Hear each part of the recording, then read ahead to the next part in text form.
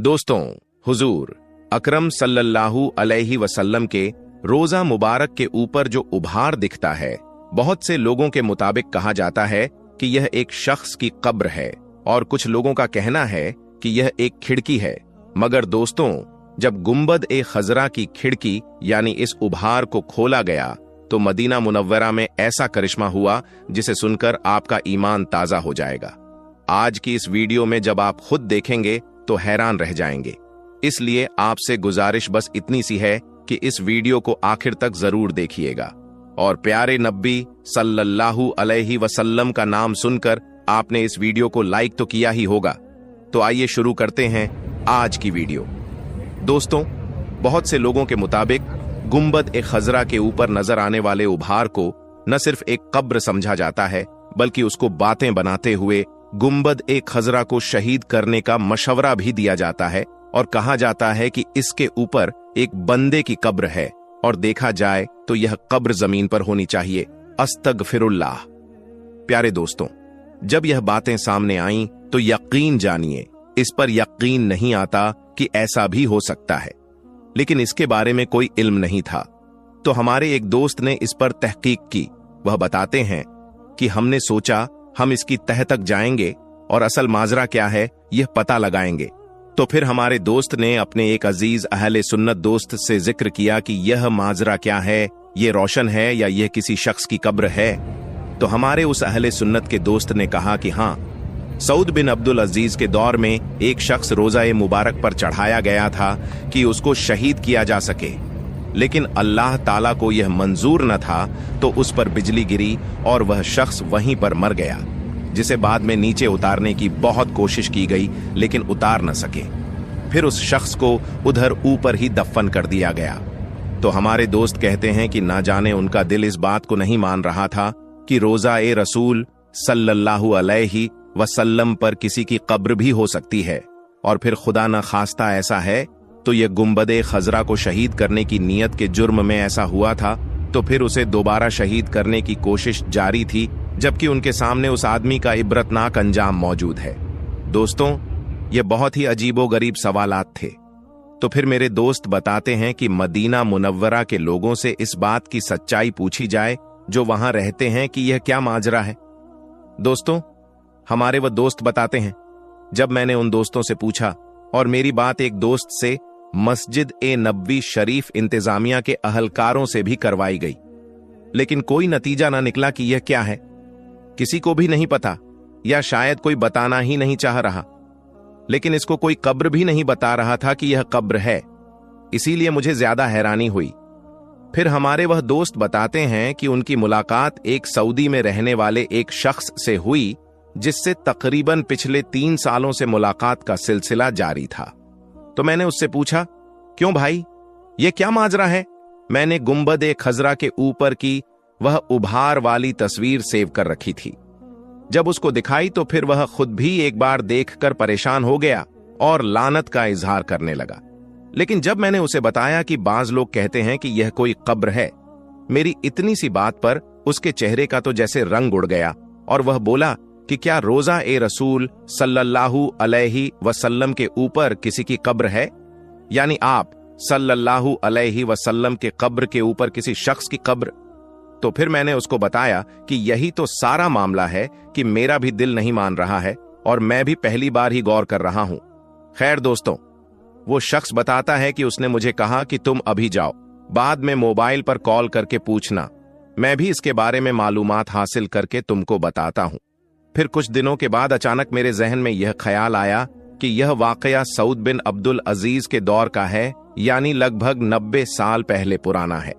तो जरूर इसका जिक्र तारीख नज़्दो हिजाज अज मुफ्ती गुलाम फरीद हजारवी साहब ने अपनी किताब में किया होगा, क्योंकि उनकी तारीख नज़्दो हिजाज इस हवाले से इंतहाई बेहतरीन किताब है, जिसमें छोटी से छोटी चीज को भी मुकम्मल हवालों के साथ नकल किया गया है। तो मैंने फौरन तारीखो हिजाज का रुख किया, जहां मुझे उस किताब के बाब नंबर 4 सफा नंबर 3 पर यह वाकया मिल गया, जिसकी इबारत यूं है कि जो आदमी गुंबद ए खजरा को शहीद करने की नीयत से ऊपर चढ़े, उनमें से 2 आदमी नीचे गिरकर हलाक हो गए। और इस तारीख की किताब से एक बात तो वाजह हो गई कि पहली बात ऊपर चढ़ने वाले आदमी एक से ज्यादा थे, और दूसरी बात ऊपर नहीं बल्कि नीचे गिरकर हलाक हुए, उन पर कोई बिजली नहीं गिरी थी। और तीसरी बात, इस वाकये में 2 आदमी मर गए, यानी अगर ऊपर वाली कब्र होती तो फिर 2 कब्रें होती, एक नहीं होती। लिहाजा इससे हासिल यह हुआ कि गुंबद के ऊपर कब्र वाली बात भी बनी बनाई हुई है, जो सुनते सुनते कहां कहां तक जा निकली, वरना इसमें कोई हकीकत नहीं। लेकिन दोस्तों, यह तो था सवाल एक शख्स की कब्र है या नहीं, और यह साबित हुआ कि वहां कोई कब्र नहीं है। तो दूसरा सवाल फिर वहां क्या है, जिसका जवाब बिल्कुल भी नहीं मिल रहा था।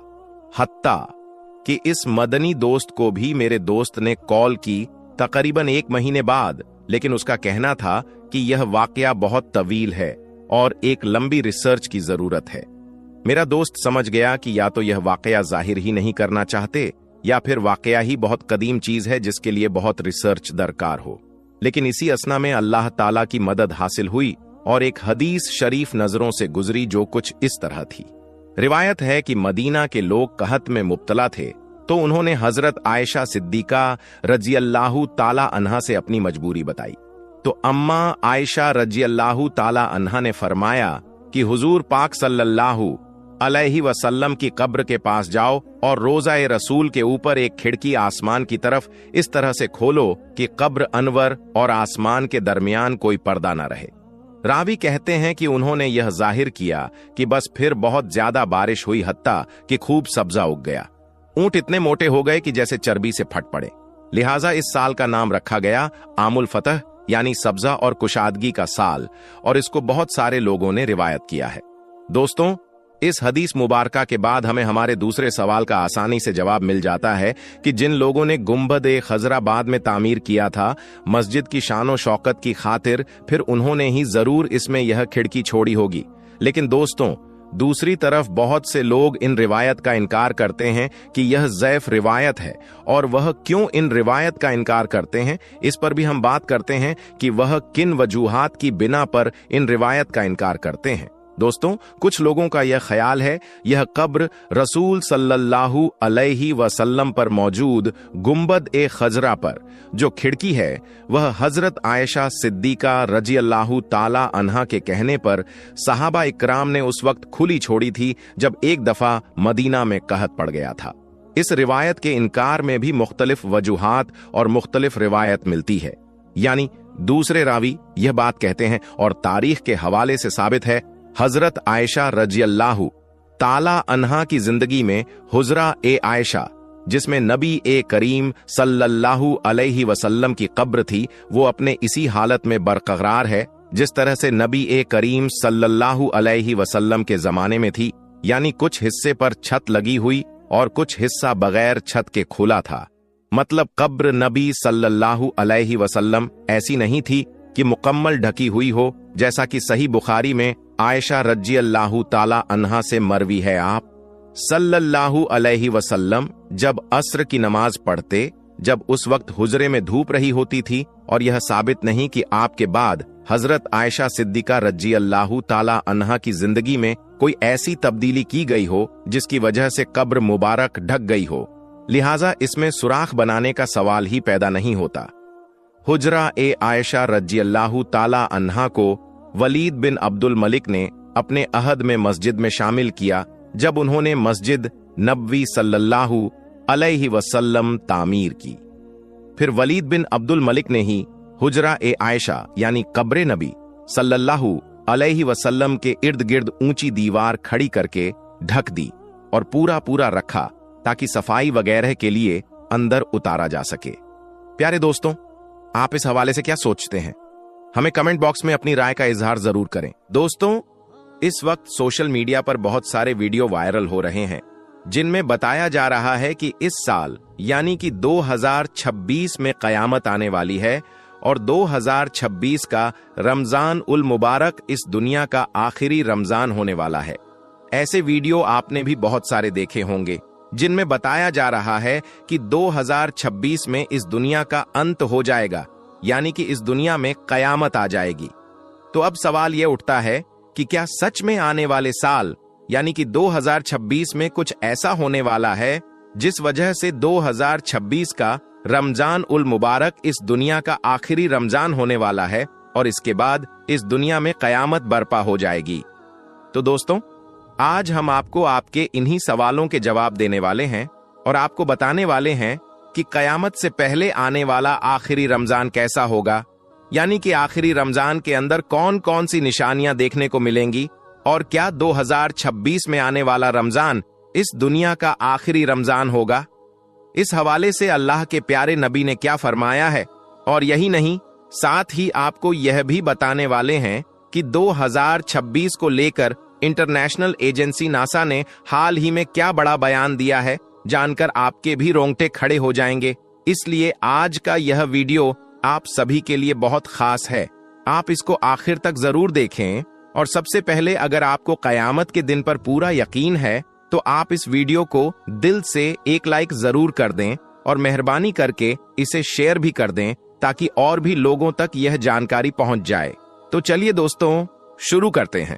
दोस्तों, अल्लाह ताला सूरह रहमान में इरशाद फरमाता है, और जो कुछ जमीन पर है उसको फना होना है और बाकी रहने वाली जात सिर्फ और सिर्फ तेरे रब की जात है जो साहिब ए जलाल है। याद रखें, इस दुनिया का फना होना और कयामत का आना यह एक ऐसी तल्ख हकीकत है जिसको दुनिया से मोहब्बत करने वाला इंसान कभी भी मानना नहीं चाहता है। लेकिन अल्लाह पाक ने जिस तरह से इस कायनात को तख्लीक फरमाया है, उसी तरह से एक दिन यह कायनात फना होकर भी रहेगी और हर चीज अपने अंजाम को पहुंचेगी और हर इंसान को अपने अपने आमाल का बदला कयामत के दिन लेना है। जिस तरह से अल्लाह ताला कुरान पाक की सूरह मोमिन में इरशाद फरमाता है, और बेशक कयामत जरूर नाजिल होने वाली है, इसमें कोई शक नहीं है, लेकिन अक्सर लोग इसे नहीं मानते हैं। दोस्तों, याद रखें, अल्लाह के प्यारे नबी हजरत मोहम्मद सल्लल्लाहु अलैहि वसल्लम ने कयामत की बहुत सारी निशानियों का जिक्र फरमाया है, लेकिन आज के इस वीडियो में हम आपको कयामत की जिस निशानी के बारे में बताने वाले हैं, उस निशानी के बारे में हर मुसलमान को जानना और समझना बहुत जरूरी है, क्योंकि इस निशानी का ताल्लुक सीधा सीधा आज के दौर में जाहिर होने वाली आफतों और मुसीबतों से भी है। दोस्तों, सबसे पहले तो हम आपको बता दें कि हाल ही में इंटरनेशनल एजेंसी नासा ने 2026 को लेकर एक बहुत ही खतरनाक और डरावनी भविष्यवाणी की है। नासा ने 2026 को लेकर कहा है कि इस साल एक ऐसी सुबह आएगी कि यहां सारी दुनिया अचानक से ही धुंधली और अंधेरे में डूब जाएगी। सैटेलाइट्स, हमारे मोबाइल फोन्स, कंप्यूटर्स, सब कुछ अचानक से बंद हो जाएंगे और आसमान ऐसा बदला हुआ नजर आएगा जैसे किसी ने आग की लकीरें इस जमीन की तरह भेजी हों। अब दोस्तों, यहां पर सबसे बड़ी हैरानी की बात तो यह है कि कुरान और हदीस पाक में अल्लाह के प्यारे नबी ने आज से 1400 साल पहले इन्हीं आसमानी वाकयात को आखिरी जमाने की बड़ी निशानियों में शुमार किया है, और आज साइंस उन्हीं बातों को दोहरा रही है जो कुरान पाक ने हमें आज से 1400 साल पहले ही बता दिया था। दोस्तों, हजरत नईम बिन हम्माद रजी अल्लाहु अन्हु से मरवी है कि अल्लाह के प्यारे नबी ने इरशाद फरमाया है कि कयामत से पहले जो रमजान उल मुबारक का महीना आएगा, उसमें दुनिया वालों को एक ऐसी खौफनाक और बुलंद आवाज सुनाई देगी, यानी कि दुनिया वालों को एक ऐसी खौफनाक आवाज का सामना करना पड़ेगा कि दुनिया का हर इंसान उस आवाज से डर जाएगा। हर कोई यह सोचने पर मजबूर हो जाएगा कि यह किस तरह की आवाज है और यह खौफनाक आवाज किधर से आई है, लेकिन किसी को भी इस आवाज के बारे में कुछ भी मालूम नहीं चलेगा। कोई भी समझ नहीं पाएगा कि यह आवाज कहां से आई है। इसके आगे अल्लाह के प्यारे नबी ने फरमाया कि जिस साल रमजान के महीने में ऐसी दर्दनाक आवाज सुनाई दे तो फिर तुम 1 साल का रिज्क अपने अपने गांव में जमा करके रख लेना, क्योंकि इसके बाद अल्लाह ताला इस दुनिया से रिज्क को उठा लेगा। दोस्तों, याद रखें, ऐसा रमजान का महीना हजरत इमाम मेहदी रजी अल्लाहु अन्हु के दौर से पहले आएगा। इस रमजान उल मुबारक में सूरज को ग्रहण भी लगेगा और आसमान तक को चमकता हुआ नूर भी नजर आएगा। मुल्क के शाम में मुसलमानों पर जुल्म सितम और कत्लेआम हद से ज्यादा बढ़ जाएंगे। जब अल्लाह के प्यारे नबी ने यह फरमाया कि क़यामत से पहले आने वाले रमज़ान में एक खौफनाक और दर्दनाक आवाज़ आएगी, जिसके बाद में फिर कोई भी रमज़ान नहीं आएगा और उससे पहले ही क़यामत आ जाएगी, तो यह सुनकर सहाबा ए इकराम ने दरियाफ्त किया, या रसूल अल्लाह, यह खतरनाक आवाज़ रमज़ान के किस अशरे में आएगी? पहले में, दूसरे में या तीसरे में? तो इस पर अल्लाह के प्यारे नबी ने फरमाया कि यह खौफनाक आवाज़ रमज़ान के दूसरे अशरे में जाहिर होगी, और यह आवाज़ इतनी ज़ोरदार होगी कि काफ़ी तादाद में लोगों की समाअतें चली जाएंगी। बेशुमार लोग इस खतरनाक आवाज़ की गूंज से बेहोश होकर ज़मीन पर गिर पड़ेंगे। एक रिवायत के मुताबिक 70,000 लोग इस आवाज़ से अपने अपने रास्ते भूल जाएंगे। 70,000 औरतों की इज्जत मिट्टी में मिल जाएगी। यह सुनकर सहाबा ए इकराम ने पूछा, या रसूल अल्लाह, आपकी उम्मत में से ऐसे कौन से लोग होंगे जो इस खौफनाक आवाज से महफूज रहेंगे? तो इस पर अल्लाह के प्यारे नबी ने फरमाया, इस आवाज से वही लोग महफूज रहेंगे जो अपने अपने घरों में ठहरे होंगे और अल्लाह की याद में सजदा करके अल्लाह से रो रो कर दुआ कर रहे होंगे। दोस्तों, रिवायत में है कि उस खौफनाक आवाज के बाद में एक और आवाज आएगी। पहली आवाज हजरत जिब्राइल अलैहिस्सलाम की होगी और दूसरी आवाज शैतान की होगी। हजरत अब्दुल्लाह बिन मसूद रजी अल्लाहु अन्हु से मरवी है कि क़यामत से पहले आने वाले रमजान में एक जोरदार चीख सुनाई देगी और रमजान के महीने में बहुत शोर शराबा होगा। फिर अगले महीने में कबीले के लोग एक दूसरे के साथ बगावत पर उतर आएंगे और फिर जो निजा में कत्लो गैरत आम हो जाएगी। इस पर सहाबा ए इकराम ने दरियाफ्त किया, ए अल्लाह के प्यारे नबी, यह चीज कैसी होगी? तो इस पर अल्लाह के प्यारे नबी ने फरमाया, रमजान की 15 तारीख को रात के वक्त एक जोरदार धमाका होगा। यह धमाका इतना खतरनाक होगा कि हर कोई इस धमाके की वजह से सहम जाएगा और उस दिन हर तरफ जलजले की खबरें आम हो जाएंगी। जब तुम जुम्मे के दिन फज्र की नमाज अदा कर लो तो फिर तुम लोग अपने घरों में दाखिल हो जाना और घर के दरवाजे और खिड़कियों को अच्छी तरह से बंद करके अपने कानों में अंगुलियां डाल लेना और अपने बिस्तरों पर लेट जाना। फिर जब तुमको चीख की आवाज सुनाई दे दे तो तुम लोग अल्लाह के सामने सजदे में गिरकर रो रो कर अल्लाह से दुआ करना और यह पढ़ना कि पाक है वो जात जिसने हम सबको पैदा किया है और हमको दोबारा यहां से ले जाएगी। जो इस बात पर अमल करेगा वही इस खौफनाक आवाज से बचेगा।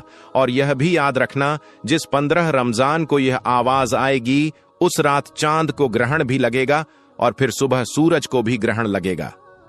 दोस्तों, याद रखें, जिस साल रमजान के महीने में यह निशानियां नजर आ जाएंगी तो फिर इसके बाद में कोई और रमजान का महीना नहीं आएगा, बल्कि उससे पहले ही इस दुनिया में कयामत बर्पा हो जाएगी।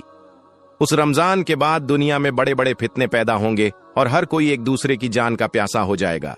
दोस्तों, इसी तरह से नासा का भी आज यही कहना है कि 2026 में सूरज की सरगर्मियां तारीख की बुलंदी पर होंगी और कुरान पाक भी यही कहता है कि सूरज के मामूल में तब्दीली होना कयामत की एक बड़ी निशानी होगी।